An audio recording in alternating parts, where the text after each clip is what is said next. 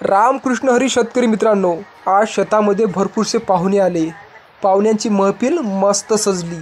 4-5 दिवस झाले मी शेतामध्ये आलोच नव्हतो, कारण पाऊस सुरू होता. आज शेतामध्ये येऊन पाहतो तर मस्त महफिल भरली होती आणि काही पाहुणे तर उड्यासुद्धा टाकत होते, बम मजा करत होते.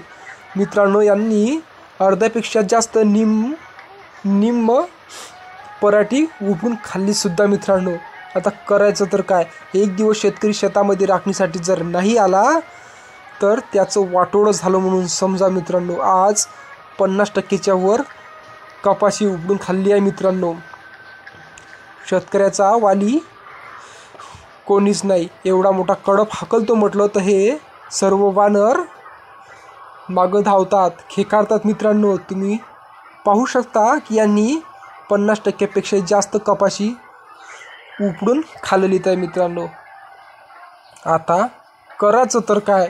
हकलतो तर अंगावर धावायला येतात. मित्रांनो, एकट्याचं कामच नाही. तर अशी आहे मित्रांनो शेतकऱ्याची कंडिशन.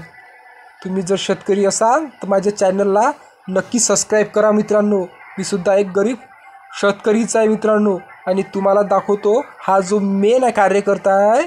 झूम करून पहा. कार्यकर्ता हा ग्रुप सांभाळतो. तर ठीक आहे मग मित्रांनो, भेटू पुढच्या ब्लॉगमध्ये. तोपर्यंत